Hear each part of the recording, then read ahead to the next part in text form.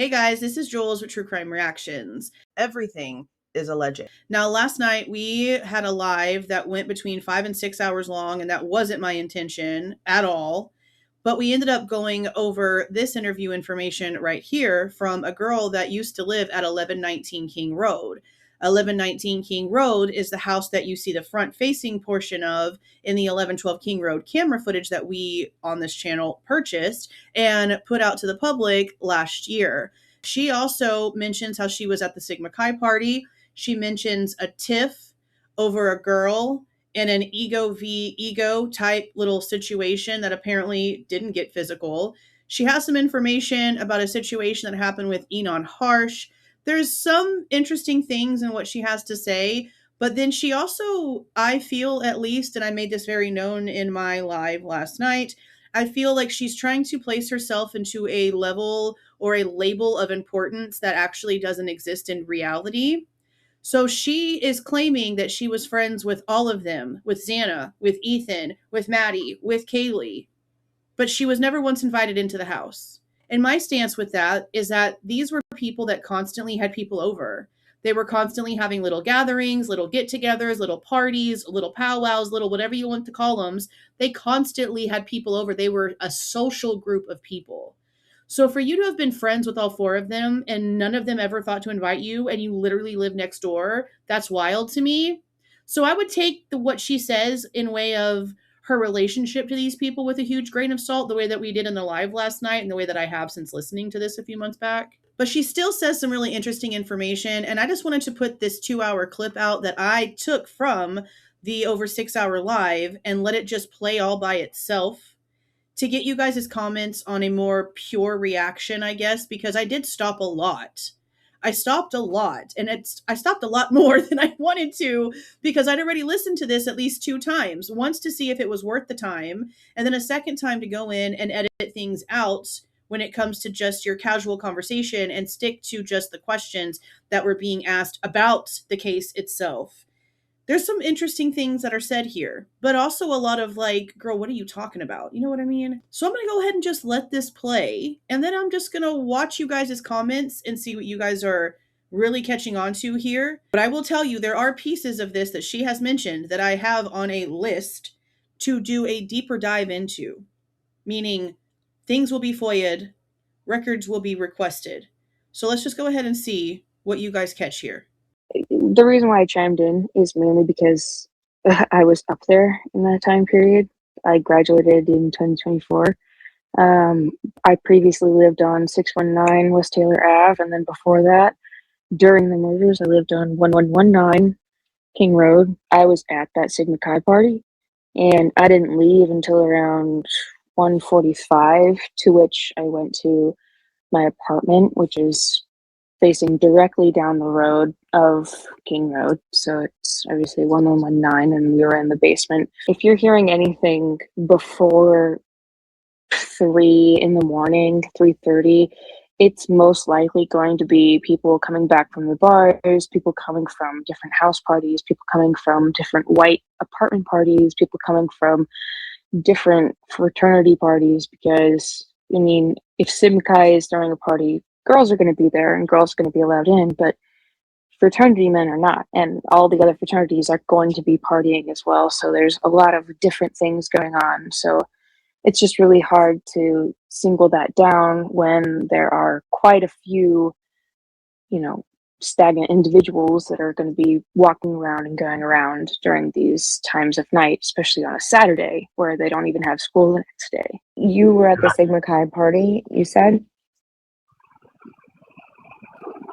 Yes, I was. Yeah, I left around 1:30, 1:45 with my friend Lily, whom lived in the apartment with me, and we actually said goodbye to, we were friends with Xana, but Ethan was right next to her. We said bye to Xana as we were heading down the stairs of the Sigma Chi, straight forward through the field to our apartment. Do you feel comfortable either confirming or denying any rumors about the Sigma Chi party? I don't have any problem with confirming or denying anything. The only thing is that, I'm one of, 100 plus people that have filtered in and out of that party, so I only have one perspective. Yeah, I'm just what kind of question? I don't even know what kind of rumors. This isn't even a part of my knowledge of knowing the rumors about the Sigma Chi party. I think the biggest one would be that there was an argument at the party between Ethan and Loach. Oh. I wouldn't say that it was an argument. I would say that they were probably just drunkenly conflicting with each other. I don't know if a tiff is the right word, where, when you get drunk and you just kind of have an altercation where it's just like, okay, we're not doing something like that. And this isn't even from my first perspective. This is just because people came from the side and were like, oh yeah, no, there was an argument happening, but there was nothing physical going on. There was no altercation that created any concern. It was just, I think the best way to describe it is ego on ego, and just like visible tension. Yeah, just who's the bigger man. It had nothing to do with anything deeper than that. Gotcha. Was that like a long-standing thing? It was just like a known thing between them?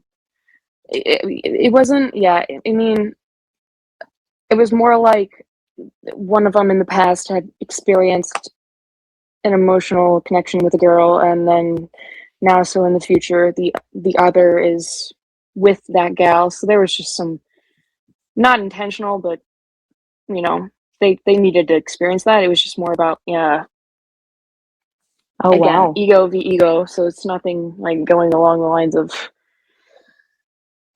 wow. You know what I mean? Yeah. Are you aware of, some 4chan posts regarding some of the frat guys? I mean, yeah, but also as a part of that community. So I also know those frat guys. Hey, just what you had said about, the girl situation. It kind of puts some merit to at least a portion of that Reddit thread. Yeah, which at the end of that Linda Lane, there's actually a cop that lives in one of those apartment buildings, because we see his cop car, he is basically like an undercover cop car that he just uses, and he parks there, and we know that because we had sound complaints at one of our sorority member houses, out of houses kind of thing, where we know, okay, yeah, we don't want to bother this cop guy because he's working nights. We don't want to bother him. University of Idaho, especially being one of the only universities that allows freshmen to live within fraternity and sorority houses, they're thrown into that party world right away, and we don't really know how to handle our alcohol, and it's just known to be this big party community. So like them getting noise complaints makes sense. So of course, it's hard because, I mean, on the Saturday that we were experiencing, everybody up there, especially when you live in Idaho, knew that it was probably going to snow soon. So everybody's going out. Everyone's wearing those tiny little tank tops that they can the last time that they can, and they're staying out late. And so that's what's really hard, is that, we can look at all the security footage we can, but the amount of different people that were not only out and about, but could have even been, and I hate to say it, blacked out walking around, could, affect any perspective of it. So it's really hard. Absolutely. Are you comfortable telling us which cop? I'm probably sure it's going to be one that we've heard in the case.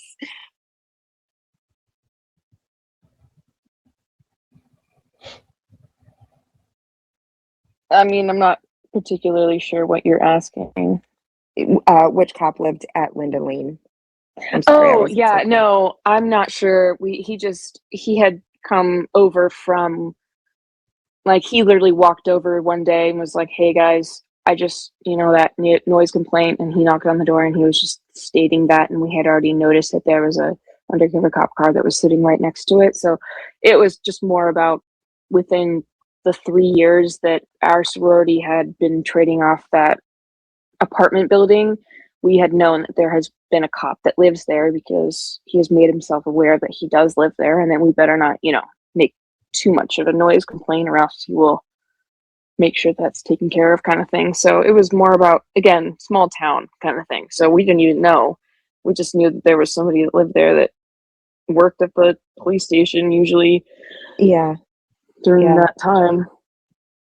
So he kind of like came over and just kind of wanted to throw a slight intimidation. Like, yes, hey, definitely. just so you know, he I was live definitely here. much younger too, because there's no way anyone's living over there if they're able to pay, rent at a apartment building or something like that. So he was definitely younger, and probably within his first few years at the police department or something like that. So I asked her if BK came out of left field for her, or any of your friends at that matter. Oh yeah, I mean, his existence completely shocked every single one of us. So I mean, coming from a person that went to the university, none of us saw any of this happening. Like, right. maybe to just conclude the crazy conspiracists that say that it's a drug house. No, it wasn't. Let's just clarify that if it was a drug house, it would be completely shut down by the university, because that has already happened in previous with fraternities that have, and at the most, we're trying to do cocaine, which I think that the last one that got kicked off of our campus was Kappa Sigma, and it was the year before I got there, so 2019, around that time. And also, again, it's 15 minutes away from Washington, and Floyd's is directly on that border. So if people wanted weed or something like that, then they would go over there. There's nobody that's fiending for fentanyl or any insane, crazy big drugs. No, that's just insane. That's just absurd. What happened that night was shocking to everybody. I genuinely didn't even expect to wake up and see the cop cars. I just remember my sorority sending videos of just like, what the heck's happening over here? What the heck's happening over here? And then getting a text message from one of my sisters within AV, and they were like, okay, yeah, no, this is real. This is happening. And like, well, I mean, excuse my language, but well, shit, like, crap, because Right. it was a Saturday, like, it was not only a weekend, but if you're going to the University of Idaho, you understand that it's the second biggest drinking day, because you have Friday, which you're getting done with all your classes. There's always parties that were planned for Friday. There's always parties that were planned for Saturday. Fraternities would communicate with each other with who is having the party which day, because that is how consistent it was. And, it would start around 9:10, and then the very last people would leave around, 2, 3. And I didn't even get to bed until around 3 that night. So that's what's so hard, is that you never know. There's always going to be guys in fraternities that are called sober bros, and they're not Ubers, but they're called sober bros. They're usually freshmen or sophomores within fraternities, and they get drawn out of kind of like a bingo card thing, and those guys have to drive for the night. They're the sober driver for the night. So everybody who calls them, they pick them up and they drive them. That's a sober bro totally picked up Kaylee and Maddie. A sober bro 100%, picked up some of my friends and took them back to the sorority that I'm in for the night. That's how we get around. Was Eric Gower one of those sober bros?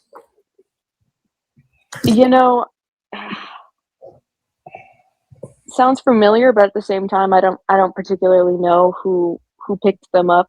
I know more about the girls than I do the guys, because I'm much closer with the sorority gals than I am the fraternity men. What time did you find out about stuff happening? Oh, I found out around like 1 p.m. So was that on before the 13th. The vandal alert? It was right before the vandal alert. Okay. So, my sorority specifically had this thing called it's like a fireside. So basically, every single member in your sorority, well, sit down and we'll have one specific question, and if you're comfortable talking, we talk about it, and if you don't, then you don't have to. And we had recently that, like, just done that, and then we finished it. We went back to the apartment, and as we were heading back to our apartment, it was around 12:30, 12:45. We parked, we pulled in, and we were like, holy crap, what's going on? There's a lot of cop cars going here. And one of our sisters actually stayed home because she was sick, or she was unable to go there, and so she sent video to our group chat, just basically saying, hey, cops are showing up here. We don't really know what's going on, but something's going on. And, it's the last thing you're going to expect is what actually happened. I just want to clarify, like, this is not a movie. There's no way that this is a conspiracy theorist type of crap, like, it's just, everything is so real and so raw, and I can explain all I can, but Yeah. I can give my best perspective, and I can give real understanding of the situation and just see it in my mind as I'm explaining it. But, only certain people are going to believe that, and only certain people are going to put aside that that's real, and that, there's fake conspiracy theorists that are going out there creating crazy alternatives for conspiracy theories. No, the only reason why this is a big case isn't because it's some crazy conspiracy theory thriller movie. It's because it took away the lives of 4 very, very ambitious and beautiful humans that I was friends with. So, like, the only reason why it's famous is not because of Bryan Kohberger. No, it was famous before that. It was famous the moment that they lost their lives and it became public. Oh yeah. The moment. So it has nothing to do with Bryan Kohberger. Who the fuck cares? You know what I mean? It has nothing to do with him. Why are we paying so much attention to him? Because this is not his. I mean, yeah, sure, it's his case, but this has nothing to do with him. It has everything to do with the 4 amazing people that lost their lives, the 4 amazing people that are the reason why this case is getting as much attention as it is, and it shouldn't be redirected towards Kohberger, in my opinion. It shouldn't be redirected whatsoever. Kens, can I just quickly ask you a question, please? Yeah, of course. You clarified something that I already knew about Loach and Ethan having a little chat, as you put it. Can you just clarify, please, if David Berryclough was there for me? Which is David Loach's best friend. I can't pronounce his surname, but it's his little minion that follows him around. They was accused at one point of being not straight, and they were supposed to be like in love together. Do you know if he was there with David Loach?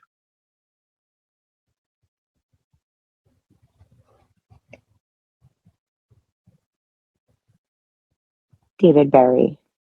Berry, yeah. No, actually, Berry. it wasn't. You can only ask questions about my experience. It's not like I was sitting there with a microphone standing next to Ethan and Xana all night at the Sleep Kai party. It's not like I was even of age at the time that Kaylee and Maddie were at the Corner Club. So, there's only so much that I can do. I was even in a separate sorority than all of them. So, I have relationships with all these people, which just shows how much they reached out to every single person in the community and how close my friend group in my sorority was with Xana and Ethan. And that's what's so hard about it is, loving these people and being friends with these people and having experiences with these people is not any different than if your best friend got taken away from you in a random car crash. It's no different. You're gonna have all the exact same feelings and you're like, that's impossible. I literally just saw them last night. I just talked to them last night. I just saw them an hour ago. And we only know like maybe 25, maybe 35 since things have been released % of this case. Everything else has been hidden. And that's probably for the best. So I can only answer what I can experience and what I can answer from that case because I lived close there and I was experiencing the morning. That's about it. I knew I was at the Sigma Chi party. I was friends with Xana and Ethan. Kaylee Goncalves was my pref mom for AC when I was going through recruitment in 2020. I knew Maddie Mogen, all of the above. You know what I mean? Like, it's just really hard. So Kenz, you're a I can only badass. answer. You are a badass. I'm just going to state this. I only chime in to people that are respectfully addressing the case, because I will never chime in if it's like a person that's coming up with a crazy conspiracy kind of thing, because that's just, my mind can't even fathom the idea that that is what's being considered, that I'm just aggressively like swiping the other way, saying no, I don't want to listen to that. So my own mom was conspiracy theorist the entire way around. She was like, are you sure they're not druggies? I'm like, yes, Mom, I'm 100% sure. You know, she went after both the Jakes. I was like, no, Mom, like, I'm friends with both those people. Like, you know, like, even your own mom can be thinking these crazy thoughts, which just gives you perspective as to how people that didn't even know these people can have crazy thoughts. You know, it's not about being curious as to what happened to them. It's about being curious as to what their memory is going, how their memory is going to be remembered. You know what I mean? Like, Yeah. You know, I had to talk my mom and saying, I'm not going to discuss this case with you, because I'm not, you know, online thinking about random ways. Like, I knew exactly what was happening when Kaylee's dog Murphy got walked out of the house, you know? So yeah. So with things like that, you know, with the rugs in particular, I think it's, you know, there has been people who spoke out saying that, you know, yeah, X, Y, and Z, not X as in Xana, but X, Y, and Z, you know, got rugs there and this, that, and the other thing. And then, you know, we see seeing, you know, the public seeing body cam of, you know, a particular person who then, you know, we later saw, like, right after things had, you know, some charges that involved drugs. So for us, we kind of like put some pieces together, and, you know, that kind of gives us the perspective. And so, you know, if more people were as brave as you, more of your peers are this brave, it could really help. Conspiracy theories helps a lot, because, I mean, that's pretty much what my channel's been about for all 3 years that I've been on here, is just laying down the facts. And if something is a conspiracy, it's laid out hardcore that, hey, this is a big time rumor, you know, like with the fights at the frat. But there's some people who get really big into that, and they want to make it out like it's facts, and it's not facts. It's big time rumors, and it comes from 4chan, which 4chan can list any type of craziness that they want to. There's going to be random rumors that are going to be spread, and then those rumors are going to be spread by people that want attention, and then again, those attention seekers are going to be spread by people that are desperate for attention, and then they realize that, oh wow, when I bring up this name as well as something that's going to trigger people that don't believe the same, especially if it's a very controversial subject, then they're going to say that just so that they can get views. It has nothing to do with whether or not they agree with it.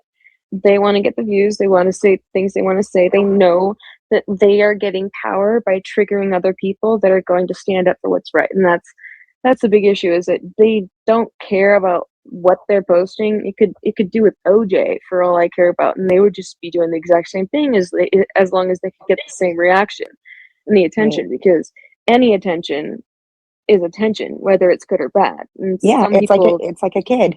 Yeah, any like attention is attention, so they're gonna whine and cry, and if you give that attention, then they're always gonna whine and cry. You know what I mean? So you have to view it as, okay, well, you obviously are doing this for ill intent, and you're not, you know, I don't support those kind of people, and I would rather prove those people wrong and say, you know, you actually weren't up there, because that's a very close-knit community, and if you asked me about names of different people in sorority, I could give you 20 plus for each. So, you know, speaking of names, I don't mean to cut you off, but speaking of names and debunking, you know, rumors and things like that, I don't know if you look at some of the documents or anything like that, but there has been, and we're going 2.5 years, almost 3 years, with this case, and we heard a name that we hadn't heard before. It's up in the questions over here. Cold Barenberg.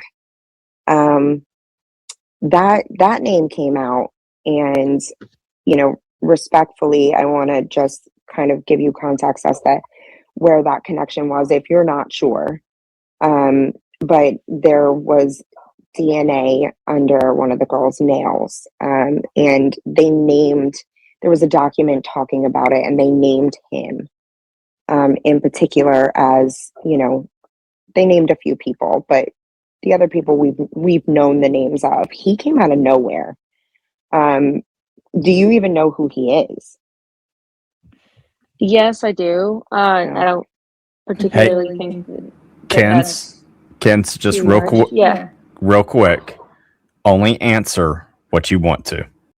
Yeah, I noticed the name. I don't know anything particular relating to any of them. I also don't even know if that's the actual person that is being related to it, because I've also seen a lot of false situations. So, I know a lot of different calls, and I know a lot of different calls with B names, and I don't know if we're pronouncing it right, but it does sound familiar. And I don't know anything particular, because again, I wasn't a part of their sorority. I just was friends with them. I don't know their particular personal entanglements with certain people, especially when it's private or anything like that. There's no way that I would ever know that. So I can't get perspective on that. We know people, but it's almost like a high school with 2,000 people in it. It's what it's like. It's the difference between being friends and acquaintances and hearing rumors. Yeah. And so, you can't really trust rumors when you're in high school. So why the heck, people coming straight out of high school, should you trust those rumors as well? So the other thing is that he has other names. The other name is Cole Randall. Does that recall anything to you?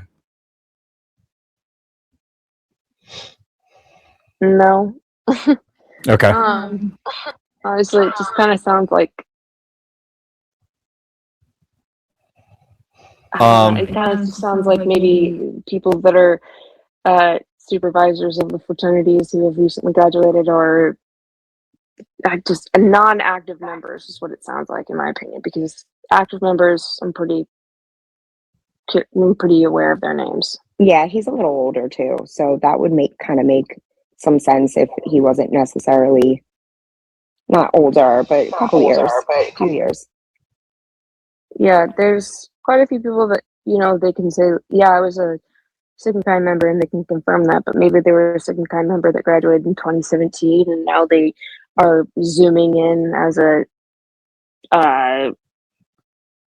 judicial member associate kind of thing, where they're just babysitting the guys that are in charge kind of thing. So I don't know if they're not an active student, or they didn't graduate within the years, or weren't members within the years. It's kind of hard to even take that with any truth to it, because there's no actual connection. Understandable. Do you know anybody with DoorDashers with initials of MM? And a follow-up question to that, do you know of anybody who saves the contact information of the DoorDasher? Both answers are going to be no. So I used to DoorDash, especially in Moscow, and a lot of the times the more, I guess, earning DoorDash ones were going across from Pullman to Moscow to Pullman. And since I was in Moscow, I would travel to Pullman, and I would have much better service because I would be going further mileage. But so no, I don't think that anybody, even people in Moscow, would know who their DoorDasher was, because I had a different DoorDasher every single time I tried. My roommate had a different DoorDasher every single time we did. We didn't notice anybody. There was no like definitive DoorDasher, and if they were within the Greek community, I'm pretty sure that if they recognized the name, they would have declined doing that DoorDash, especially at 4 a.m. on a Saturday. Well, I guess Sunday morning, Saturday night. There's no way that anybody within that community would have done that. So no, I don't know any I feel like if you're reading into that, you're probably just accidentally viewing Maddie Mogen rather than what was going on with that. And then, I don't think it has anything to do with just the for DoorDash. context. It's in the documents. Well, yeah, I know. I've read the yeah. documents. It's just that, like, it has nothing to do with the main people. And just out of I've been up there for 2.5 years before that. My brother was up there for 4. There's just, Can I ask you a question about like Jack in the Box? Yeah. Did they? That one was like in Pullman for sure. The only one that's open.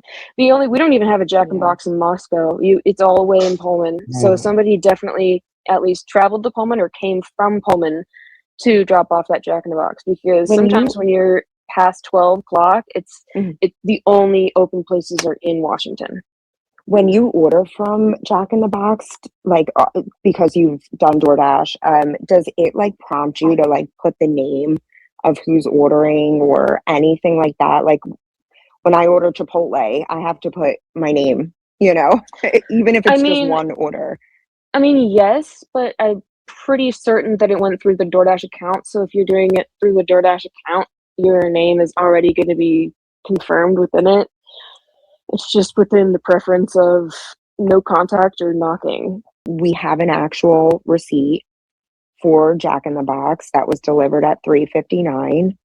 And per all of the documents, Xana received that order. So that's, it's just a little confusing. I mean, yeah, I understand that confusion. The only thing that I'm going to put in that we don't quite know, that we also know is within the documents that are concealed, is Xana and Ethan's DoorDash history. So we don't know the rest of that. We just know of the certain information of the night that just made the crime clear. So even then, neither one, if you believe things are true, if you believe things are not, neither one of us has enough evidence or understanding of it to argue that point regarding the DoorDash. So yeah. They pulled the records dating back for the whole house. They dated it back to 2019. College kids, like, who doesn't have DoorDash, So like that was a little odd that it said, Xana didn't have records for DoorDash. It was just odd. Obviously, this is not a perfect crime documentary. Always, what I mean. I'm not trying to patronize you in any way whatsoever. I'm just, it's just like, okay, like, when people say you don't expect things to happen until it happens, and you don't know how you're going to act until it happens. That's the exact same way that I'm reacting. I didn't even realize how I was going to react until it happened, and I was just tired of, in my opinion, obviously because I'm close to it, BS being spoken in just such theories when I'm living in the exact same neighborhood and know way tons more about the dynamic and the people there, and I'm like, okay, this is ridiculous. I know. You're fighting with your own mom about it. Yeah, where I'm like, dude, my mom didn't go to U of I. She went to BSU, and that's what's funny about it. But that is funny.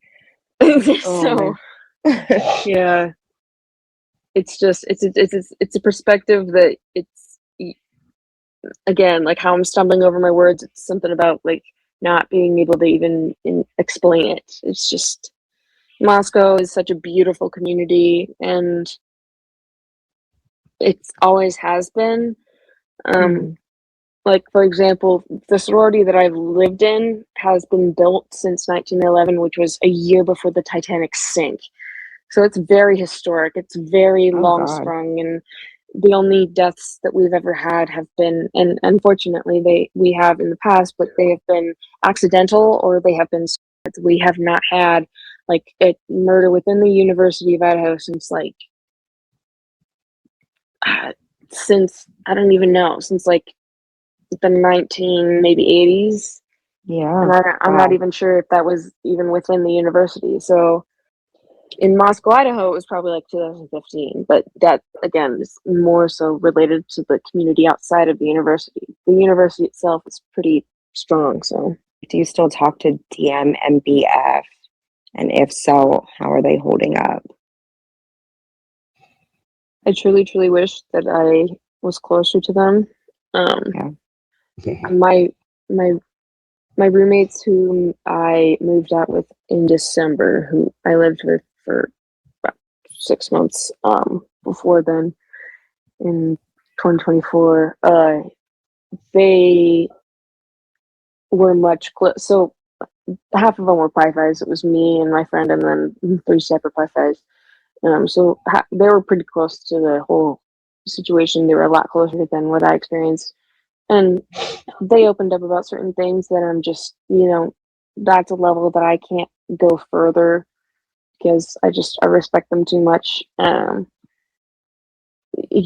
it's hard because like I want to explain that, but there's just too much respect giving me a boundary, just not, they're very strong. I'll say that. I've seen them both since, and they both look like they're doing well health wise. I think that both of them have deleted majority of social media. Like I don't think that they're on anything. I don't think they're active on literally anything. Hunter too. I there's a piece of my heart that goes out to him because of how that afternoon transpired and having to actually physically see things.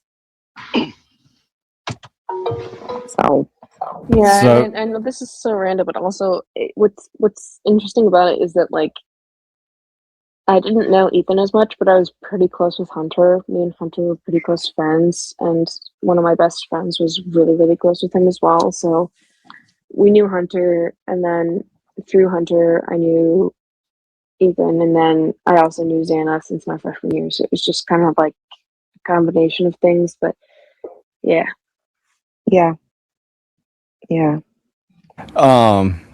So do you know anything about the Snapchat messages that were sent? That's a tough one because I don't know anything that has been put into evidence per se, but I feel like the best way I can explain this is before the names were told, one of my friends from high school had texted me back and forth, and we were worrying with each other, and I was in a different sorority, she was in FFE, and I was like, what's going on, blah blah blah. We were communicating, and we just kind of, I think people put 2 and 2 together of who was injured slash dead, because we had already gotten the email and the text message saying there had been a homicide, what to do with gun control kind of thing. So we knew before, I guess you guys did. The community is so tight knit that even just not getting a response from them and them not exiting the house with people, including Murphy, just, you can kind of figure it out based off of the information you've been told. With such a small community, the norm. So yeah, you mentioned and we're so used to saying pew pew, but you mentioned that, and that was rumored to be the rumor, earlier, like in the morning, that there was, something about a gun, or something about a pew pew or maybe an OD, or that was kind of going around. There was this guy, David, who had come out and he was talking about the Snapchats in the morning, and, saying that people didn't know like exactly what happened, but they knew something had gone on prior to, to getting that vandal alert. Yeah. I fully agree with that. I think that I can only give you guys my experience and my perspective. So I remember my sorority had something going on in the morning. We drove back. We were there around like 12, 1:30. And we had noticed that there were already cops there. We were very confused. We noticed there were certain people there, but we hadn't gotten a text message. Then we got the text message while we were sitting there, and it said, on King Road, there has been a homicide. It was a vandal alert. So it said vandal alert, King Road, there's been a homicide. It didn't give an actual address. It just said, basically like stay in place kind of thing. And 30 minutes before that, we had gotten an email. So around like noon, we had got, around like noon 15, 12:15, we had gotten an email from the university that it basically just sent an emergency protocol sheet that had been made on Canva or something, pre-made by the university, emergencies only, sent to every student kind of thing. So every student was given this little pamphlet, and majority of it was gun safety, because we're in America, and if we're going to send every student a precautionary, it's probably going to be for guns. So that they sent out, and so it made everybody very, very alert, which I think that was the purpose of it. Then later was 15 to 30 minutes later, we got the text from Latah County saying there was homicide on 1122 King. We obviously, I knew what it was, where it was, because it was stating it, but it just said King Road.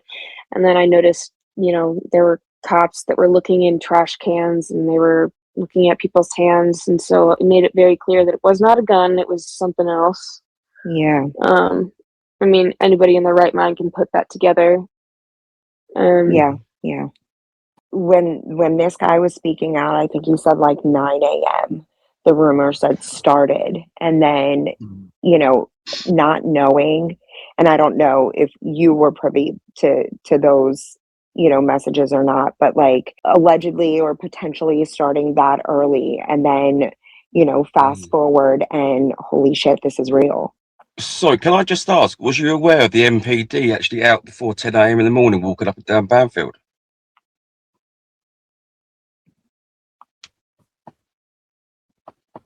I'm so sorry, one more time. Was you aware of the MPD walking up and down Banfield before 10 a.m. in the morning?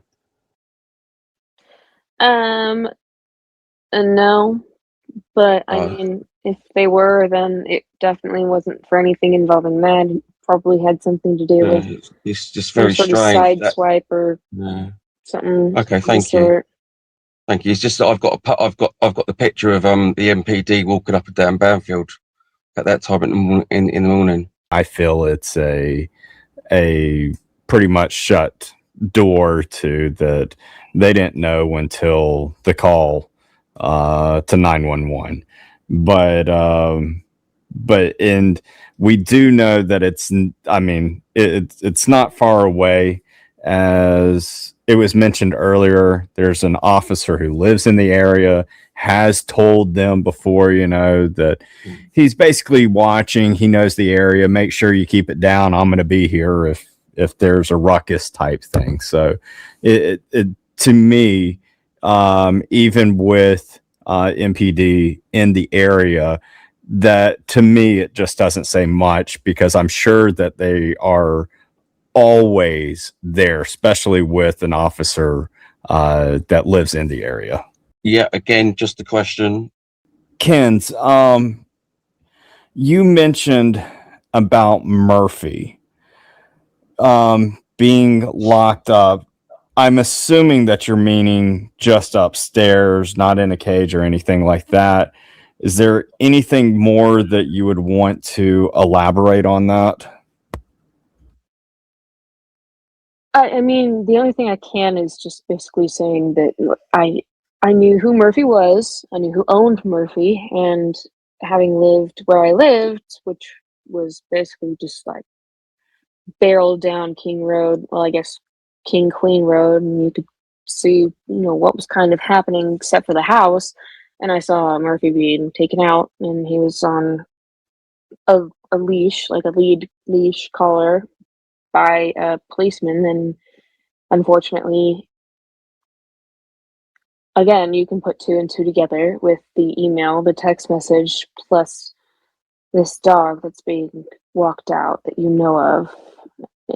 Everything that you can it's just like adding things to the pot, and you can figure it out and start together and be like, okay, shit, well, now you know what's going on. So that's about it. It's pretty, It was pretty self-explanatory for people that were there, if that makes sense. There wasn't much to be said.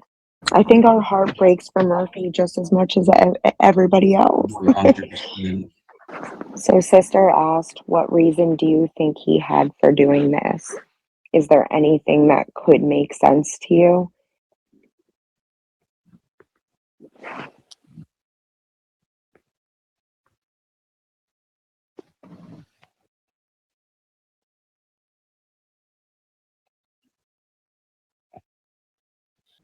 I think this answers some questions Ken's brought to our attention and closed the door to any of the speculation that was going around of being like, oh, there was drugs at the place. She shut the door to that. She's answered, the question about, oh, do you know if there was a Cole person, and gave this different names, do you know if he was investigated? Nothing onto that nature. So we don't know if who else was investigated or how that went. What else was there?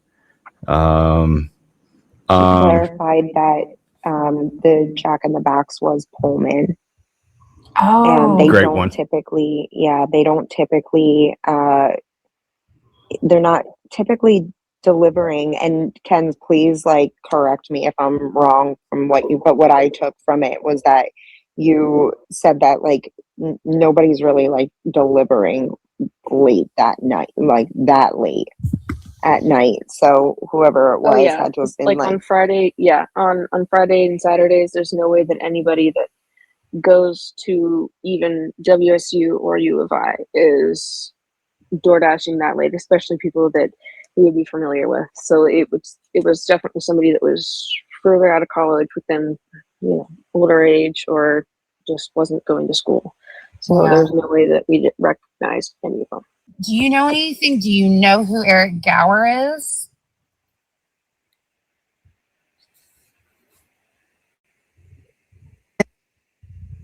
I mean, not particularly, no.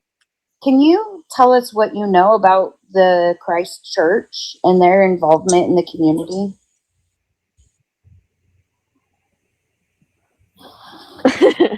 Yeah, I'm not actually. Obviously, I don't think it has much to do with the crime itself. So I'm kind of separating those two. But the Christ Church, you're asking, maybe the wrong person, just because I don't quite understand what's going on in their religion. I know that they have been doing a great job of finding the right community up there. They are very business oriented. They've been opening businesses, they've bought land, all of that jazz. I don't really know too much about it. I just know that there's just some crazy opinions about them when they're up there. That's all I really know about it. I don't really stand on either side. I just know that they're kind of a controversial subject to anybody that's up in Moscow. The Christ Church has been brought up a number of times just because they seem to have some maybe not so great business practices, if you will. Yeah. So kind of curious about what the community, or what your perspective as far as their role in the community is. Yeah, no, I fully understand where you guys are coming from. They are very prominent in their own teachings and with each other, and how confident they are when they stand for their own ground. But it's not like they're walking around saying you have to believe in this for us to respect you. You know, like they are their own community. They have what they want to survive. They're also within a small community of people that are quite the opposite. So they have seen and experienced all of that. I don't think it really has much to do with, you know, how we treat each other, because everybody treats each other very respectful in Moscow. You know, even the rudest people coming in, as I was a waitress at one of the restaurants, you know, even the rudest people are decently nice. So, you know, I don't really think that they have much to do about that. It's also just hard because, you know, like drugs and stuff, it's hard to explain because everything is pretty much illegal in Idaho. So even when you're experiencing, I guess, marijuana or THC, to that sense, a lot of it is bought legally, right across the border, 15 minutes away. A lot of it is, you know, it's approved by, I don't even know who, but whoever is in charge of that. Like it's already been gone. Basically it's the most approved kind of drugs you could experience. And then the only time that I ever even knew about other drug use was fraternities that have been shut down, and there were 2 fraternities that had been shut down within previous years, earlier 2010s, that were selling drugs, and the drugs that they were selling were literally just drugs further than marijuana, so it was just cocaine.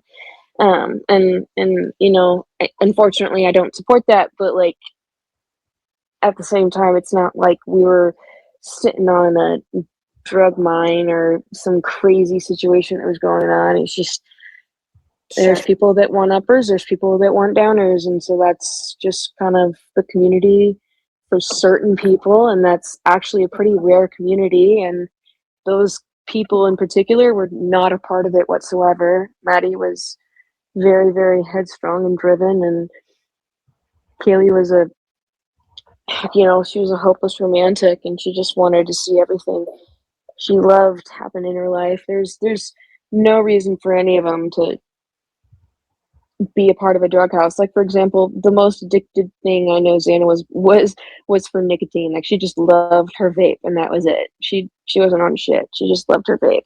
It's been more concern around, like, I'll say specifically Xana's mom, who has quite a pretty significant history with illegal substances, and she has been kind of intermixed with some really not good characters, so much so that she became an FBI asset, right? Like somebody that was, to get rid of charges, was working for the FBI, tattling on other people.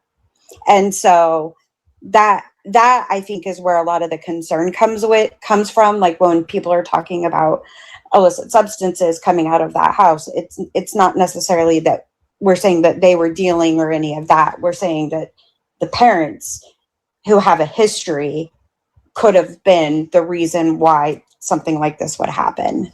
Hopefully that makes a little bit more sense. Yeah. I mean, it does from that perspective. I just wanted to clarify that, you know, that's even further than like judging a book by its cover. That's diving deeper. That's saying that judging a book by its author, and you know, that's a little bit harder, because how do you know that author hasn't changed perspectives or hasn't written a great book, or how do you know that author hasn't completely deteriorated from what that book has become, and you know, all of the above. So you know, like if you think about it, everything that has had anything to do with Xana's memory, it doesn't have her mom involved with it. There was maybe one time that I saw a video of her mom. She never talked to her mom about me. She loved her dad, she loved her sister, but she wasn't super close with her mom. So anything that involves that, it was, unfortunately, and I hate to say it, probably more of a money draw than it was about being a mom. Can this spot at Linda Lane, can you drive through here at all right here in this point to get back? Okay, I didn't think so, but I wanted to verify. Thank you. No, that's a dead end. Yeah. You also can't walk between those. So obviously you see the gray building, and then you see the two white buildings. So the gray building is actually called the whites, and then the two white buildings are actually called the browns. And it's because they have brown bricks, and then the white building is like white I don't even know, wood panels.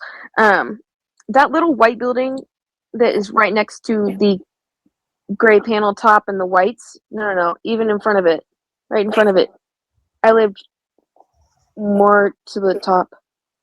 You see where there's big tree? Yeah, right there. I lived right there. But there's no way you can drive from up here, this front part, to this little corner, but then that's just a turnaround.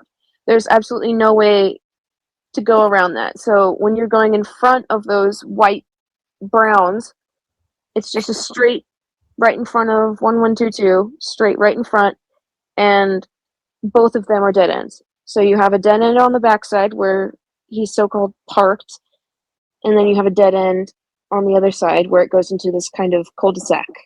What is kind of the general consensus on the police officers there in Moscow? I'm really curious, like, what you've heard or what you've experienced. Well, within my experience, I mean, again, like you said, small town. We were also close to several small towns, so it almost made us one big town, if that makes sense. We had Pullman, yes, that's in Washington, but it was very, very close. We also had Lewiston, that was, 30 minutes away, but also very, very close. So we had two separate college towns bordering our University of Idaho Moscow town. So there was a lot of young kids in that area. So for all of us, the understanding was a lot of, I guess, a DUI, which I didn't experience much DUI stuff happening, but it did happen. Especially like people coming from WSU to Moscow bars, or people coming from Moscow bars to WSU bars. And then the other thing was MIPs, just being under the age and drinking, and they were pulling kids over with open containers, or they were pulling kids over with wine bags, or some dumb stuff that they were walking around with, where they thought that, oh yeah, no, we're in a neighborhood, we won't get. And then obviously the cops know better because they're in a small town, they have to make quota, so they're going to try to do their best to make that quota, which unfortunately sometimes has to do with busting underage kids with drinking. And that was basically what we knew about them. Other than that, they were very, very sweet people because they didn't want to, but if they did, then you probably were super messed up, or were in the wrong place at the wrong time situation. And they did have, the cops did have someone they were looking into for like an MIP, right? That night we have like the video footage of the cops like talking to the kids in the. Oh yeah, no, those kids totally got underage misdemeanor, or underage misdemeanor. Is that like what their objective was? And what, I mean, obviously, like you said, like your sorority has been around since, I think you said 1912 or 1911, and like there hadn't been anything like this. So I think that like they didn't expect that. They expected this kind of thing. So this is what they were out patrolling for. So I just feel like with that, again, all the University of Idaho kids probably just expected MIP stuff. But because of that, it makes a lot of sense that those kids were on the body cam for MIPs. It makes sense why they were walking away. It makes sense why they had open canisters, because they were underage and they didn't want to get that MIP, because that's the most, like when you're in a fraternity or a sorority and that stuff comes to light, you have to do chores, or you have to pay a fine, or do something of the sort. You have to do something to basically come back from that mistake that you made, which is great because responsibility. But that's what happens. And so I don't think that those kids knew anything that was going on. I also don't think that that cop knew what was going on. He was probably frustrated because he knew that he had to be working Saturday night, Sunday morning, because those are probably the worst days, because the majority of kids don't have any classes, they don't have anything going on. That's the day where they are going to let loose and go crazy and drink and party at a party school. I mean, that happening makes a lot of sense, in my opinion. I'm glad that you actually brought that up, because my follow-up question was going to be, how often are the police officers out there undercover on Friday and Saturday nights? Honestly, I don't know, but I do know that that specific corner is a very big hot spot for being caught. I remember walking out when I was a sophomore, and I had a friend that was a junior. She had me walk out to the car with her. She had I think like a bottle of wine and a hard alcohol canister that she had, and I wasn't carrying anything. And this cop pulled over in a silver small vehicle and was like, "I'm a cop," and gave her an MIP for having held the alcohol, and she was underage. And damn, that was right in that corner, right in that little area where you'd turn left to go straight up King Road. So, you know, and that was a year prior. So that is a very big hot spot for cops to be surrounding anyways. So it's not uncommon then for them to be not in police attire on Friday and Saturday. Not uncommon at all. You have to be conscious. There's times where your party will be like shut down, so you'll be inside of a party, they'll turn off the music, somebody will say like shut up, and there'll be like 50 people inside of one apartment room, and people will be completely silent. Be will talk to the cops, and then once the cops leave saying, "Hey, keep it down," then the party will just continue at the same volume. Those kids in the Banfield video, they were saying that they were coming from their friend like Matt's party, and then we've actually talked about, or another name that had popped up was Matt Moyer. Do you know if that was his party that they were coming from, or do you know if he was even having a party, or him at all?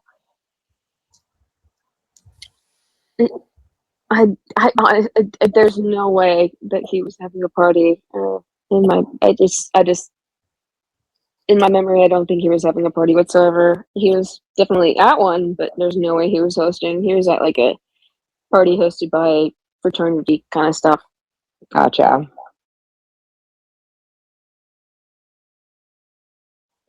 And he has a sister, Madison, right? Yeah, but not any Madison we know. Yeah. So wait, he was not having a party that night?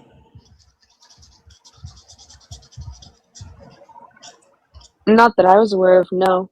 I mean, the parties that I knew of that were going on that night, there was a beta party at a beta at a house. There was a Sigma Chi party. I'm pretty sure there was some sort of Fiji or Pike party going on at their fraternity house, but depending on whether or not they were wet or dry houses, which meant that if they could host alcoholic events or not, then you just kind of decided on a place to go and didn't really associate with the other once you decided with your friend group kind of thing.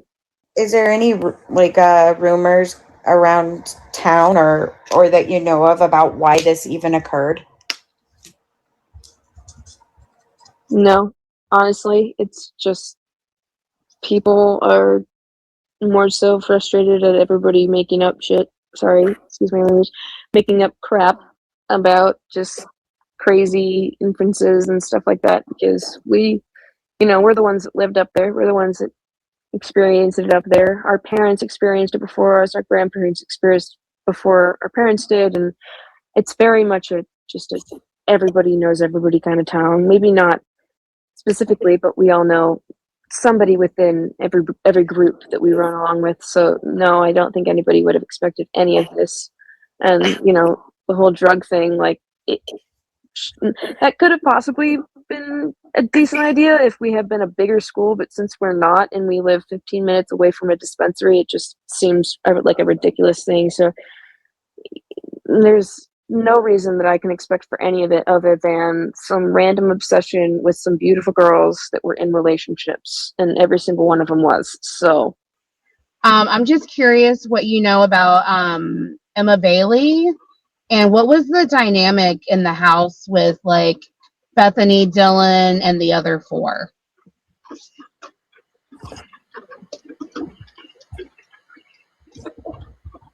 I mean, I probably wouldn't be the best to answer that in full honesty.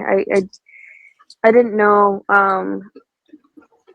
Bethany as much, so I'm not super duper close with her. But you know, I mean, they all knew each other pretty well, and if you know anything about sorority Greek life, which I'm not saying you don't, but just from experience, when people are combining different houses within an apartment, it means that they are pretty welcoming and pretty loving and all of the above. So for everything I've experienced, at least with my friends at the house, it just flowed really well. People not only could call each other out for not cleaning up, but they could also call each other out for, hey, are you doing okay? And if not, they would have each other's back. So right, like kind of a normal roommate kind of thing where, you know, you get along, but you're kind of like siblings. You have your moments. Yep. And That's then exactly you're fine 20 minutes later. Yeah, you can totally tell. Just with their dynamic, they all would, you know, banter back and forth. Everybody had wit. It was completely different for who it was. I was going to ask about Adam, but I wasn't sure if you had already answered that. If you knew Adam, you know, it's like the infamous Adam video. And so I was wondering if you would be able to, if you can, give any like context as to what you think that might have been. Yeah, actually, Adam was in the same PC, so pledge class as Kaylee and Maddie, but he was a beta. His nickname, which it sounds so bad, but his nickname was actually called Hot Adam because he was probably one of the most attractive guys at our university. So so if anything, that was just them saying like, oh my gosh, you did not tell Adam that, as a kind of almost like a unintentional embarrassment or like blushing kind of thing. I doubt that had anything to do with, oh, there's a secret that you said. It just was probably something that they didn't want him to know, kind of thing. That answers a lot. Yeah, no, literally. Like, I even remember embarrassing myself when I was intoxicated and saying, "You're hot, Adam," and being like, "Oh wow, I'm sorry, I did not mean to put the hot word." Like that was his nickname through and through. So that's the Adam that they're referring to, and he's a very, very sweet guy. He would have no ill intent. It was probably some sort of embarrassing thing that he decided to tell Adam about, and those girls had probably said that he was attractive before.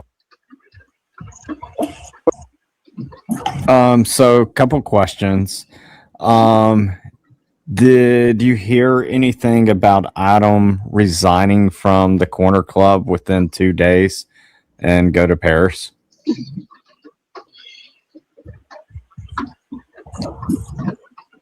No, not particularly. I know that he was pretty close friends with those girls, but I also remember him not just straight up going to Paris. Okay. Was Adam besties with Jack D? I don't know who that is. Jack DeCour. So Jack was actually in the same fraternity and the same pledge class as Adam. So they were both Beta Theta Pi's in the year 2019, and they were friends. So the house that Jack DeCour was living in, I'm not sure. Oh, actually, yeah, no, that year, the apartment that I was living in wasn't the 619 West Taylor Ave, which is the one right next to the White's apartment with the gray top, which is in front of the Browns. it was the apartment that was straight down the road leading to 1122.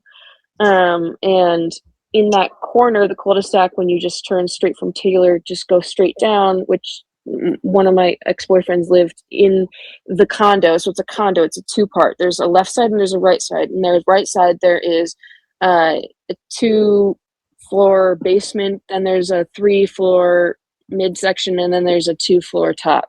And that's the right side of the condo, and that's what the Betas lived. And they had been trading that off within members of their fraternity for years and years and years, at least since I was a freshman to when I graduated to now, and before. So at that time, Adam had lived underneath the 619, the basement section of the house that I lived in my senior year after the event. And so I lived right next to where Jack Decor lived, and that little section. And they were all in the same fraternity. They were all pretty close. Everybody knew who Kaylee was. So, yeah. Early on, were there any people that were being like floated around as possible suspects? Not within our community, no. Everybody lived with somebody, so like everybody went home with somebody or woke up with somebody or texted somebody or called somebody on their way home, and if not, you're home within 5 minutes. So no one at the university, especially Greek life, was concerned that it was anybody that we were surrounded by. Like, we knew that this was genuinely, we were just scared of an outsider person that came in and did this. So like, that's how secure we were with everybody we were surrounded by, and how honestly kept in check we were, because every fraternity and sorority has security cameras. Majority of us had cameras on our houses, stuff like that. So Who is Bethany in the same fraternity, or God, I keep saying fraternity, sorority as like which girls? Like how does that connect? Okay, so Kaylee Goncalves was the only gal that was in Alpha Phi sorority. Then you had Maddie Mogen, Xana Kernodle, and Dylan Mortensen, as well as Bethany. And okay, all of them were in Pi Phi, but they weren't active members of Pi Phi. So not all of them were active members. So I'm pretty sure that at that point, Xana was not an active member. I'm pretty sure Dylan and Bethany weren't active members. I think Maddie was the only active Pi Phi member of that sorority, and maybe Bethany. Yeah, again, like it was kind of murky waters. There was some sort of issue with the requirements within their sorority about living out, and I know that all of them wanted to live out. So, and it wasn't only their sorority that was dealing with that. I know Alpha Phi was dealing with that as well. So there was a lot of girls that ended up dropping the, I guess, nameplate of the sorority and then just moving in with other sorority members or other gals that dropped, something like that. So Gotcha. They were all Pi Beta Phis, and Ethan was a Sigma Chi, and then Kaylee Goncalves was Alpha Phi, but that was the main. Yeah. Gotcha. Makes sense. Do you know why they weren't active anymore? Well, yeah, like I said, it was about the requirements for live-in. They didn't want to live in the house for as long as they were being required to. And live-in is actually more expensive than it is to live out, but it's also harder to get live out when you are living in a house, because they want to meet the expense and the amount of people that they need to cover that expense for living in basically a mansion, so that they grant only a few people to live out. So when people drop, then they're not required to pay that amount, and so they're no longer a member. So they don't get to go to the socials, the formals. They don't get to go for meals. They don't have to do chapter, all of the above. But they also don't have Pi Phi like as their history anymore. So they resigned from being that so that they could live. That's interesting you say that, because when the story that we've gotten was that Dylan had invited Kaylee that weekend to the to be like her +1 to a formal. Yeah, so like I said, I'm not even sure who had not been an active member. As far as I was aware, That's like what the murky Xana, waters was. You don't know. Yeah, who, like yeah, like gotcha. I'm pretty sure that the only one that I knew that had been within that, oh, I might drop, I might not, was Xana. And like she was who I was friends with. Like she was my main friend. I was friends with her and I was friends with Hunter Chapin. And so that was like my main. I could totally see why. Yeah. And so like I, I understood that that was going on. I also knew because of my high school best friend who was in apathy, who I was communicating with during that time period, she was also dealing with the whole, should I drop, should I not? Because I want to live out, but I don't want to like lose the sisterhood. So it's hard. It's a hard thing to deal with, but it's also a financial thing. And a lot of people are paying for their own finances when we go out there. So it's a bit hard. So yeah, it's nothing more than what you would expect. Yeah. Well, especially confusing because Bethany was Maddie's little. So it's interesting that they weren't active. Yeah, well, I mean, again, a lot of it doesn't have to do with the actual sisters and the girls that are involved within the sorority. It could easily do with their nationals and their advisors and people that are requiring certain things of them.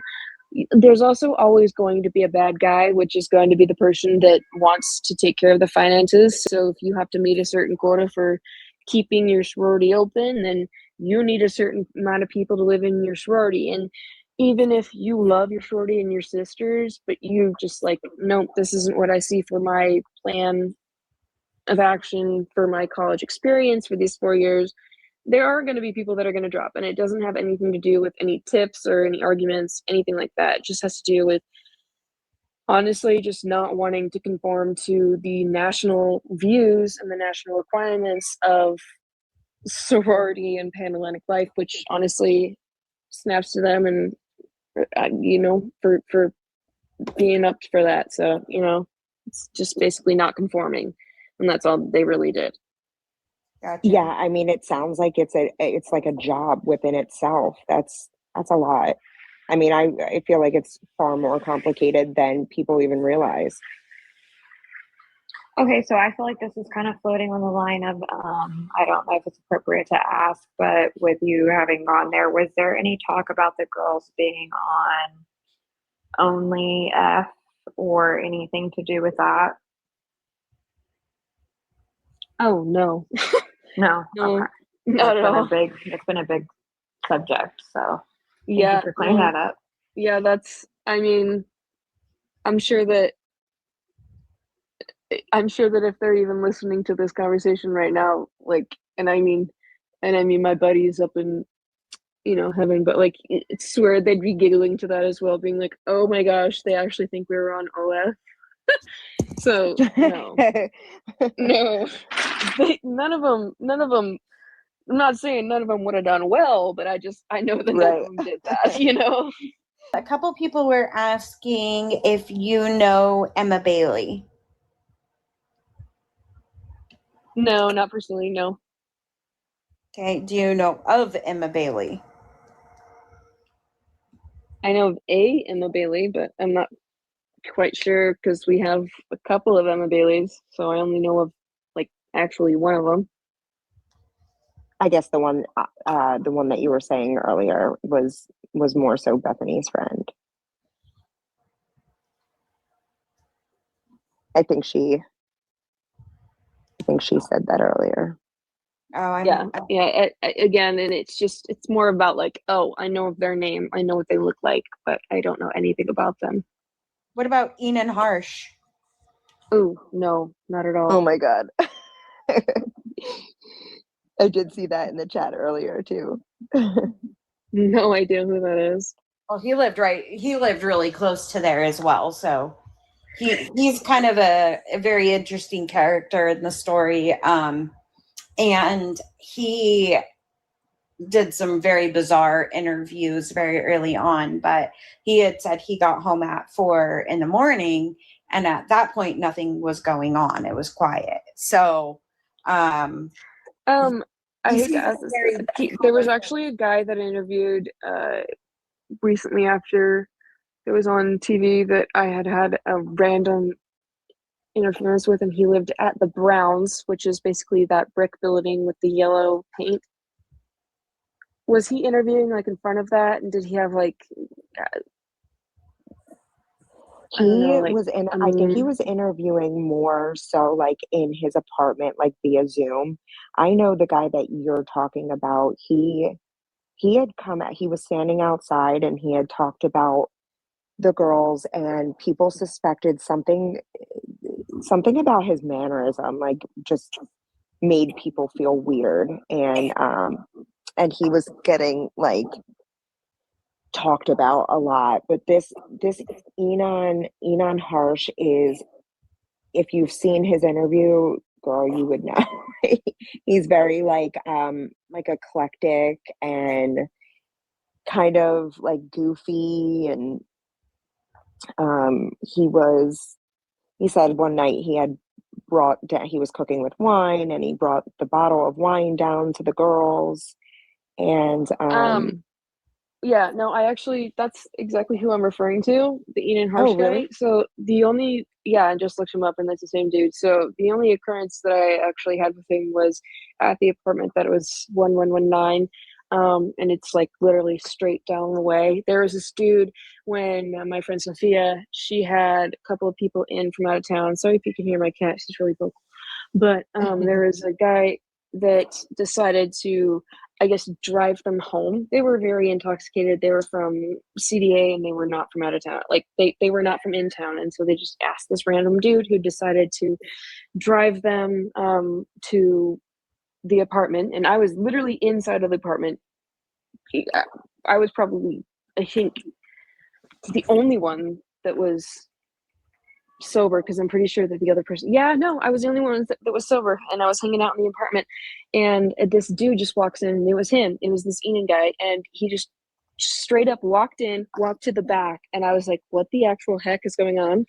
And then he walked back and he goes, have you seen Sarah? And I go, yeah, what do you need?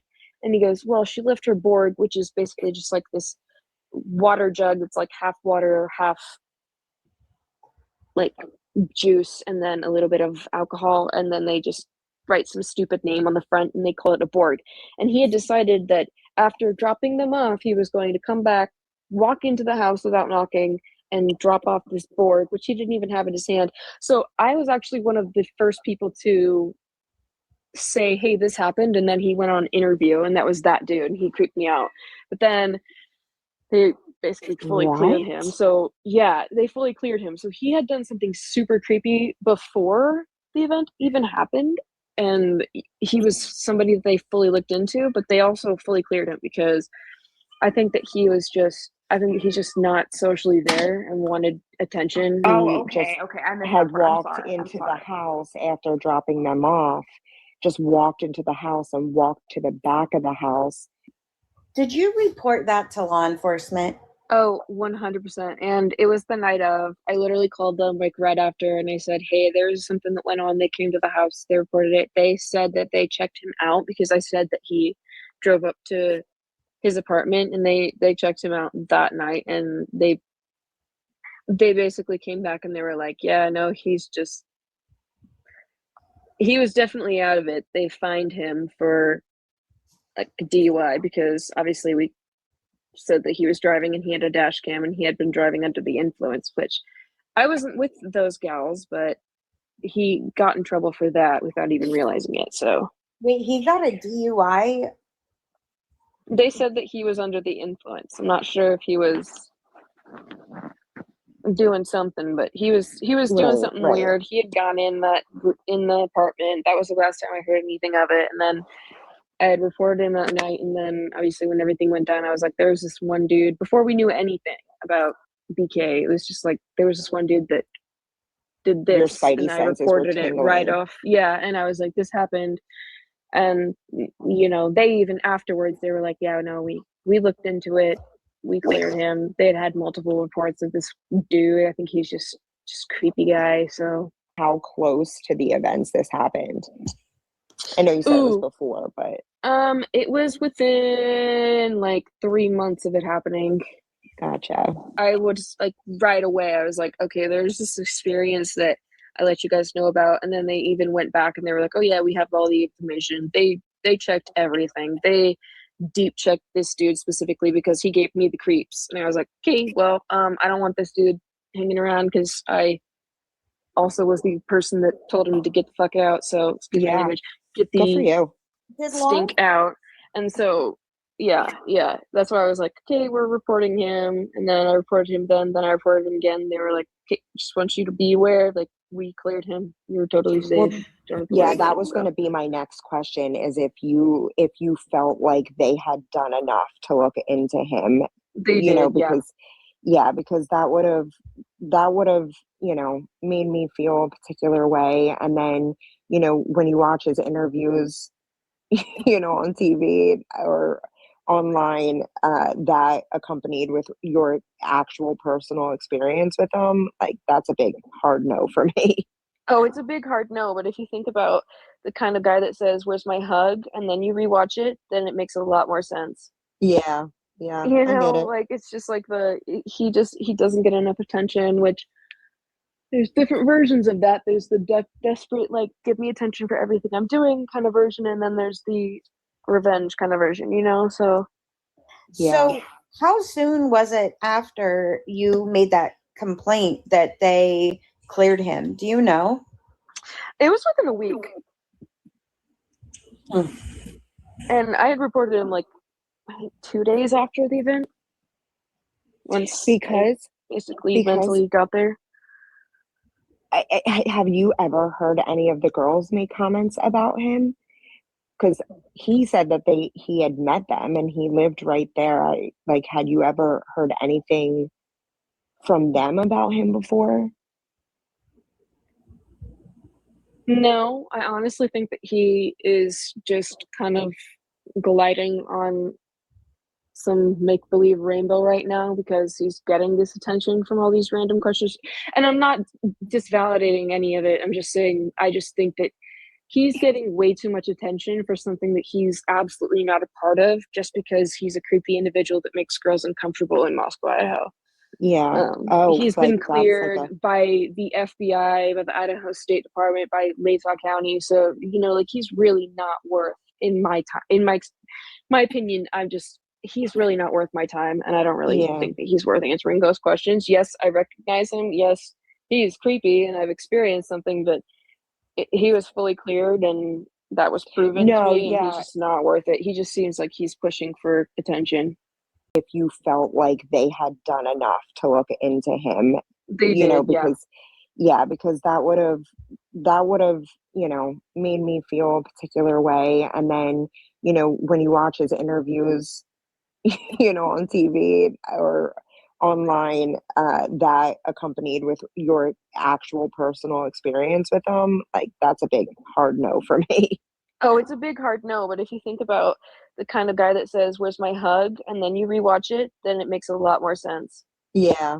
I get it. Like, it's just like he doesn't get enough attention, which there's different versions of that. There's the desperate, like, give me attention for everything I'm doing kind of version, and then there's the revenge kind of version, So how soon was it after you made that complaint that they cleared him? Do you know?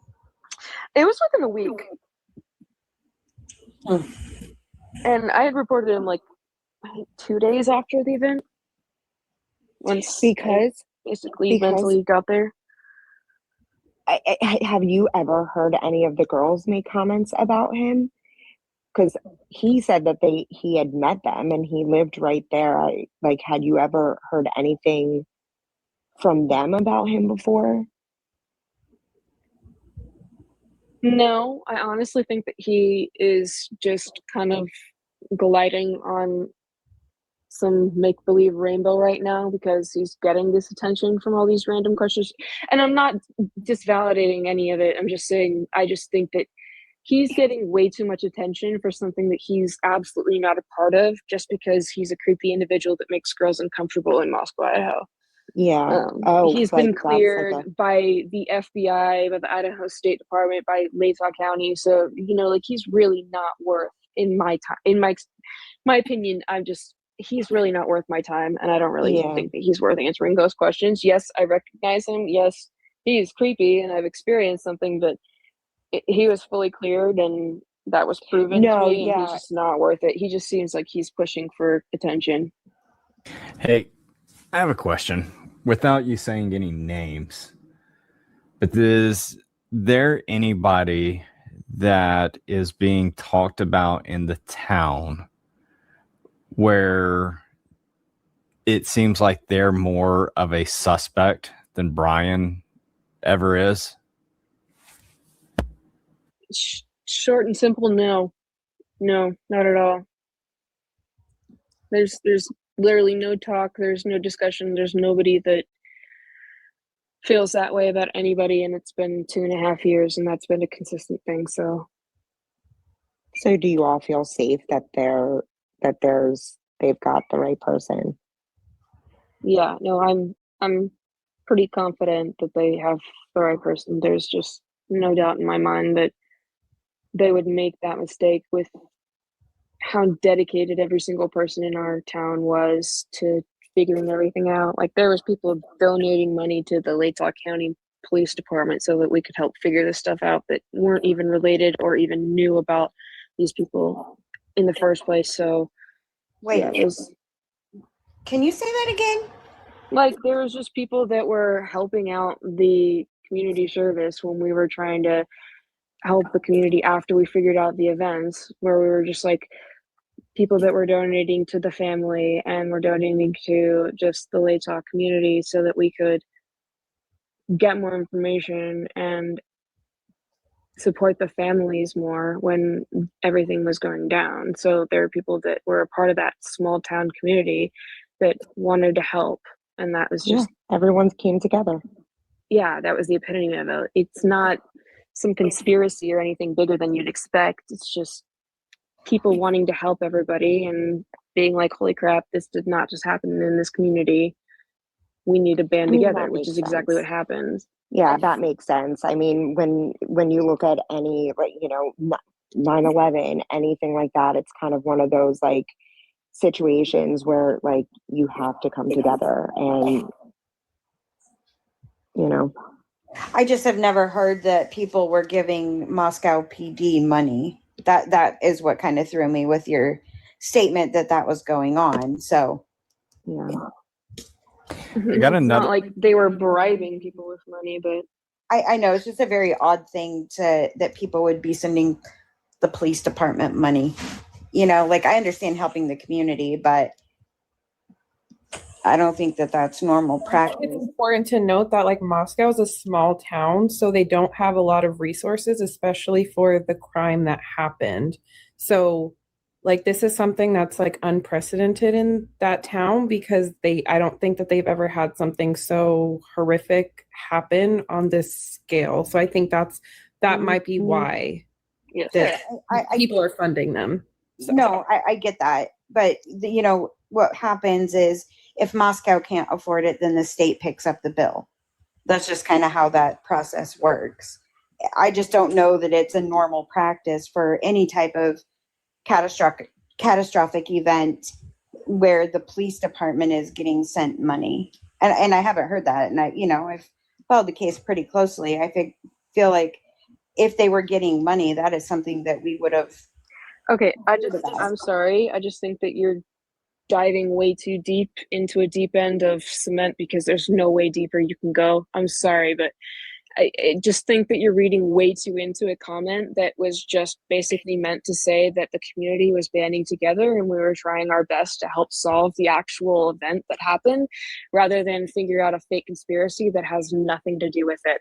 So if you have an actual question that has to do with these people's lives and has nothing to do with the conspiracy or Bryan Kohberger's bullshit, bull crap, then I don't really think that you have a floor to stand on. Sorry.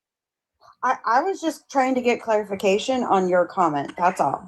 I wasn't trying to make it a conspiracy or any of that. I was just saying that's not typical.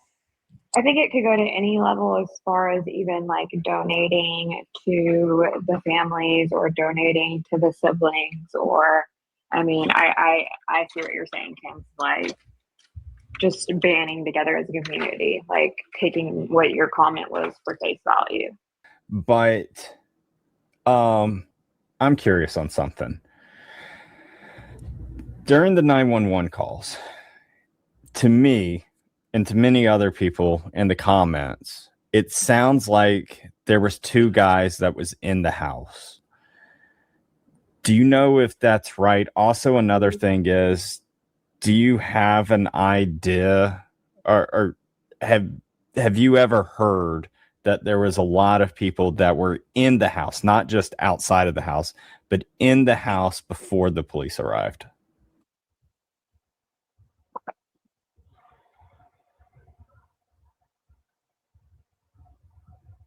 I wish that I genuinely knew more, but all I know is it's just as much as you guys do. So I know for a fact that there was only one male that wasn't a part of police that had entered the house just to genuinely understand what was going on, and that was Hunter Johnson. I also know that no one else had seen anything physical, like, you know, any of the actual scene. I don't know how to explain that. If anything, you know, they were inching up the stairwell, inching down the stairwell during the actual physical trying to figure things out, but I don't it would have been pretty obvious and very aware to us and spread rapidly if anybody had actually seen something, or if there had been a lot of people up there. It's just such a small community, and it's like just like living within a high school that's actually college. I'm not kidding. It just like stuff spreads so quickly, and we didn't know anything about it other than that Hunter, you know, basically took one for the team, and you know, he was like the only one that actually entered the house and to figure anything out. So yeah. Thanks for asking that. I'm glad that you clarified that, because so many people have been like really shaming the roommates and like speculating about like, why wouldn't they mention like all of the red stuff? It had to have been everywhere. But people are forgetting that Hunter was the one that saw it, and the roommates are the ones that were communicating with the dispatcher. So I'm really glad you brought that up. As it's getting closer, you notice more things that trigger you, and you try to not let them. But then there's also that point that you're like, okay, well, do I let them affect me? And I just make more awareness to their names and use my effort towards that, and standing up for the people that are innocent, and, you know, defending the people that I care about and all of that. So I'm doing well. I'm okay. It sucks, but. Is this kind of like your first time of talking a lot? And the reason why I'm asking or saying is because I've been there in a trauma situation, and like the worst freaking feeling that I had was that I had a muzzle on my mouth and I couldn't talk to anybody. And it took me, you know, over a year before I could start actually getting things out. Yeah, no, I agree with you, actually. It took me 2 years before I could ever start speaking. And the first time I ever did was when I was going back through my camera roll. And I don't know if you guys ever saw, but that video of it's like a 6-second video that I sent to London's Notebook or something like that, where I was zooming in and you could see the buddies, and then I had just watched Murphy being taken out to the car, and basically someone said, whose dog was that? And then somebody says, Kaylee's.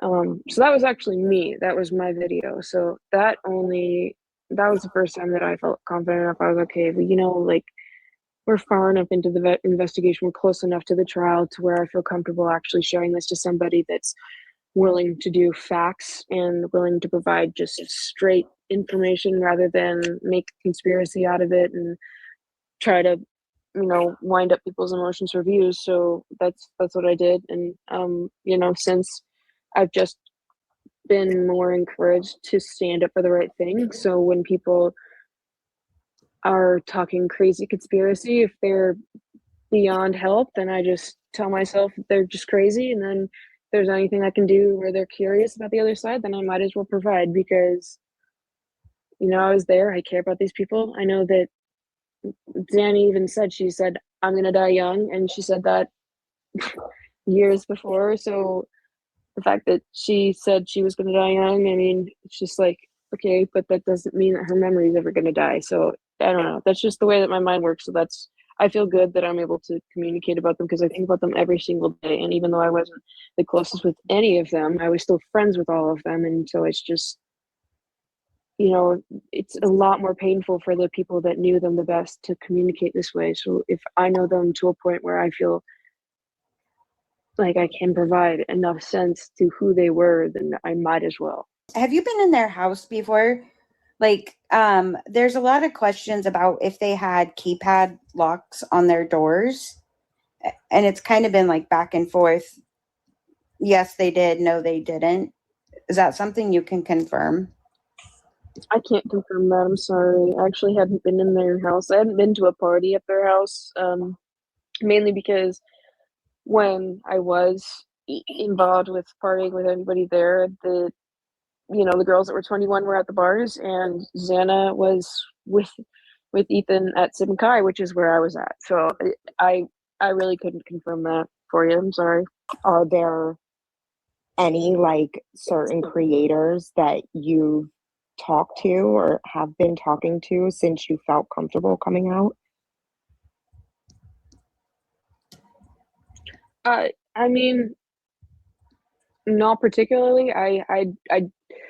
I trust London's content, and it just so happens that we agree on certain things that do have to do with bias, but it doesn't mean that we can't put those biases away and communicate about facts. And I like how she presents certain things, and most importantly, I appreciate how she talks about Dylan and Bethany and defends them. So that's the reason why I trusted her the most. And then other than that, I think that the only other person that I feel comfortable communicating with at all, which again, it's not like I'm providing crazy information that's going to affect the case whatsoever. It's just more about my experience, and they're just people that care. And the other one is Aaron Teeks, and he's a very, very, very sweet individual that will check up on me, including when I'm not even aware of things that have been released. Like I was at work for a 10-hour day and dealing with just crazy stuff. And, I had opened up my TikTok when I got home, and I noticed I had a message from Aaron that was just basically saying, hey, if you need anything, you always have me to talk to. Don't even worry about it.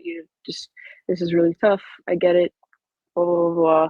And it was very respectful in everything that he posted regarding the 911 call. And that was really tough when I got home, and it affected me a lot, and it triggered certain things that, like it made me cry, and I didn't expect that and all of that. And so it's just, there's people that I do trust, and that's London and that's Aaron, but that's about it. And the only reason why is because they care. They genuinely care. They don't do it for the views. They genuinely care. And they do enough research, and they're dedicated to it just as if they knew them. So that's why I trust and talk to those guys. Do you know much about Jack Showalter? Like, is he somebody that you've spent any time with or know about? Yeah, I mean, I hate to say it, but he's kind of just like drywall. He doesn't, he's just kind of a dude. Sorry, I didn't mean to laugh so hard at that. No, you're not the only one that has explained him that way. So he's just like drywall. I wasn't expecting it. I'm sorry. Yeah, Joshua Walter, he's just a dude. Like, he was just like, if I'm viewing it outside of everything, he was just some dude. He wasn't the popular guy. He wasn't the super hot guy. He wasn't even the super funny guy. He was just some dude. Just that like mediocre dude, I don't really know how else to explain it. That guy, I not think really. you explained it perfectly, honestly, because like I'm picturing the footage as you're explaining it, and I feel like it's so fitting. Yeah, no, he's like that dude. He's like the "where's my hug" kind of dude, you know? Yeah. He's nothing more, nothing less. He's just that dude. There's no way that he's a mastermind in any way. Yeah. I don't know what his major was, but if it wasn't business, then it was general education. So He's just here for the Borgs. yeah, I would say the only thing I'm curious about is what they haven't released, which I guess is a lot of information. Yeah. But you know, I think that the main thing that I am hoping I get out of trial, because there's obviously a lot that I'm curious about. I can't tell you what I'm most curious about, because if I do so, then I'm thinking about a lot of detail that I really don't need to be or wanting to be thinking about. But one thing I'm hoping that this trial gives and we get from is all the conspiracy theorists to be told wrong. I want everybody to be proved wrong, and the people that are trying to cause harm to those who have lost their lives and to the actual survivors, it's just, I want those people to feel like, okay, maybe I was wrong. Maybe that wasn't the best thing for, me to be trying to get traction on, because there's so much proof otherwise. I'm just, I'm curious. I'm hoping it's like a two-parter where I'm just like, I'm so curious about what they don't have, and I hope that what they have will give that kind of effect, because it's, this is a big case, and it's not because of who Bryan Kohberger is. Again, it's because of who the people were killed were, and everyone forgets about that every time when it comes to conspiracy theories or anybody else involved, or Bryan Kohberger. Everyone has said, and I'm not placing blame on the roommates, but everyone has said, why did they wait so long to call? Had that been like a topic of conversation at the university or like anything like that? No, not particularly, because again, like everybody who defends Dylan and Bethany, it's the same thing. When you're in the middle of the night and you probably just got home from the party 1 or 2 hours ago, so you're still at the top of your drunkenness, or even which, if you're up that late, you're probably, I don't know, smoking weed or something. I don't know. But again, that's like, it's such a party community, and it's not crazy judgment. It's just, it's not, like, you can judge it as much as you want, but it's not like anything other than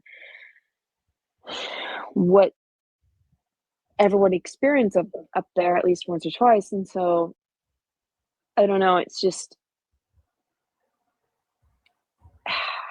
hard because everyone has their own experiences. I don't really know how to answer that, if that makes sense. Well, you're answering it, I think. Oh, sorry, War Deadpool. I think you're answering it a lot of the ways that a lot of us have thought of it, like the adrenaline, just everything going on. Like, I mean, that's the way you're describing how I feel about it.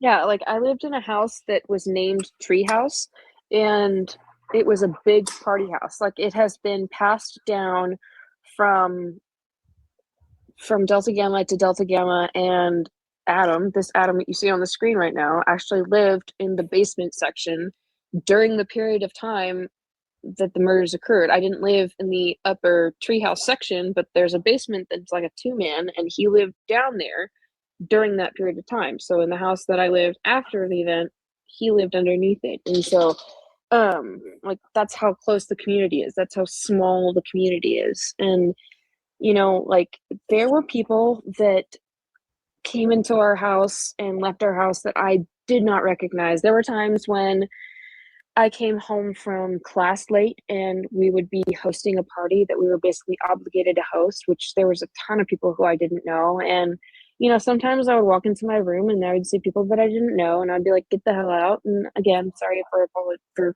cussing, but again, like, there's just things that happen at party houses that you do not expect to happen. There are people that are going to be there that you do not expect to be there.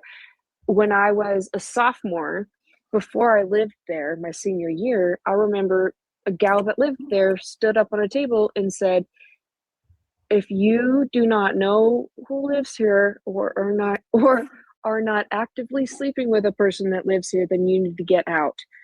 And that was like people left. Like, that is the way that they controlled the party, by saying that. So, I mean, again, it's a small community, but there are people that know all the party houses. There was a guy that works in Boise, Idaho, in the Village, just a random restaurant that had been to my house during the time that I lived there, and I had never seen him before in my life.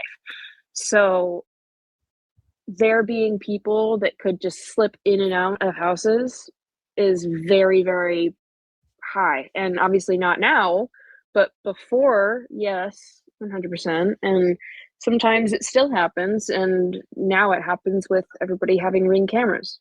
I cannot stress enough that people respond totally different, and only 50% end up contacting the police immediately.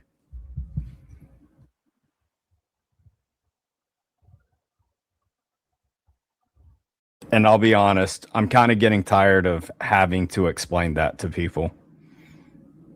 Well, I'll be the first to say thank you, because you're awesome for saying that. Because if anybody expects the first uncomfortability being, oh yeah, the person I love the most is just being brutally murdered in the next room, then the oftenness of that, they would just be fully admitted to a psych ward. So I like that Ken's brought that up, though, how she said, like, you're not going to automatically assume that, because here's the thing, even if, like, obviously Dylan did see the person who was in the house, you're not going to automatically think, oh, everybody is getting attacked. At the most, you would think, oh, there's a stranger in my house. But, like, I think they've made it very clear that this is not a house that was, like, locked down and, like, you needed to, like, I just feel like people are forgetting that, like, the back door didn't even have a lock. Like, I'm sure people came in and out of that house all the time. And also, the thing that bothers me is, like, even if you think that it's weird that they didn't call 911, you have to remember that, like, they had nothing to do with it. So even if they had called 911 right away, it would not have changed anything about the outcome of what happened to their roommates. So I get really frustrated by that too, because I'm just, like, so sick of people being like, oh, this is what I would have done. I would have been the hero.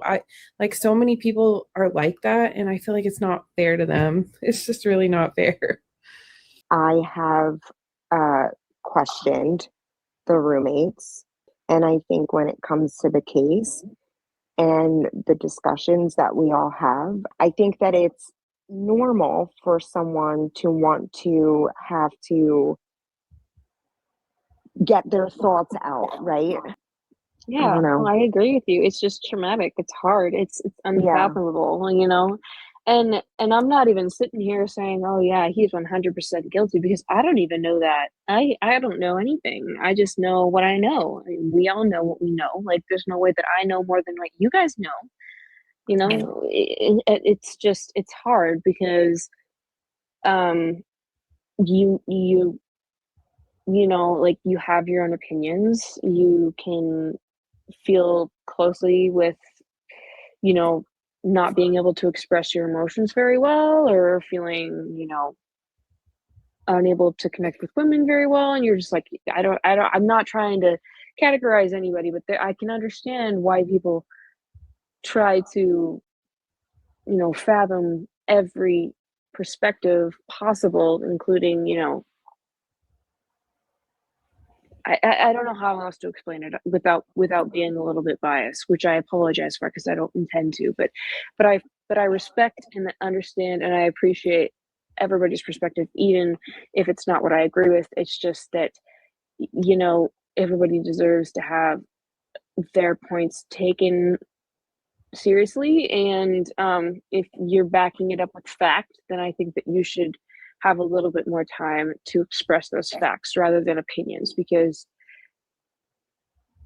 every a-hole has opinions, but it doesn't make them true. So if you're backing things up with fact and on evidence and stuff like that, then your opinion then can come as a second hand outside of the facts, not your opinion and then the facts. So Kins, it looks like there's a lot of white Hyundai Elantras registered in that area. Does it seem like there's a whole lot more white cars than I would say in a normal area? I mean, I don't really know how to answer that question. I feel like statistically, I think that white cars are probably one of the most common colors of cars. I also know that Elantras and smaller vehicles in that sense are much more common amongst college students. So it's kind of hard to say because, yeah, of course there's going to be white Elantras, but you can't really determine who's owning them. There's also quite a few white vehicles, but I wouldn't say that I'm looking down Greek Row or looking at the Kippy Dome or the back parking and saying that, yeah, there's 10 times more white vehicles than there are any other color. No, I wouldn't say that. I think that they're probably using that as also smaller towns that are surrounding, so they could easily be using, Oh yeah, for sure. All the towns surrounding, like Genesee and Lewiston and even Pullman. So wow. I just, as far as I have been there for over 4 years, which it was 4.5, which I just recently moved back to Boise, so not up there now, but it's not like there's a crazy white car epidemic going on up there. It's a rumor that Bryan has an alibi of stargazing. There's nothing actually out there publicly that he said anything at all, really. But if he was stargazing, there is still things that you can stargaze. I do a lot of it. And in November, there's a lot of things in that area. The biggest one is probably, honestly, the Milky Way at that time of year. It is a big one to look into. Now, on that night, there was the ice fog. However, with the ice fog, you can still see some stuff. And if you really, really get into weather, when you have ice fog, there's a thing called pillars. And it looks like they're coming from the ground, and it's lights. What it is reflections from, just street lights, but it'll make it look like it's a pillar that goes, 500 feet, 1,000 feet into the air. It's really cool to see. I was just going to say, it's just to think about if we're still considering the crime in perspective. I mean, everybody loves stargazing. I prefer stargazing over going to the ocean, because I know that that's a common question. Oh, which would you prefer? And as a local to Moscow, the first place you're suggested to go to is this place called On Top of the World, which is just almost right on the brink of Moscow. Once you get through those mountains and you're right in Moscow, once it becomes flat, those twisty little roads that you're on. And it's right up on the hill, and you can see over the town. It's not too bright, but if you're in Moscow at all around that area, you can't see the stars. You genuinely just can't, because there's way too many house lights that are going on.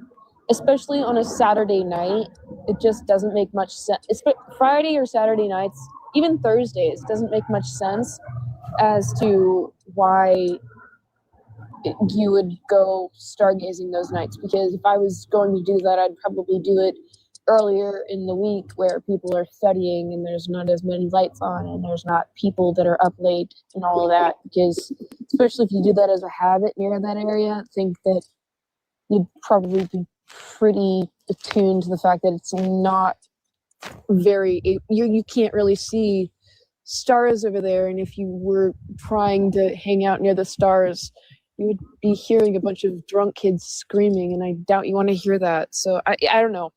Yeah. If you like the way that I present this information and give my opinion, please don't forget to leave a like on the way out, subscribe to the channel if you have not subscribed already, and please don't forget to make sure that the notification bell is set to all so you don't miss any of my rants, reviews, reactions, updates, or deep dives. See y'all.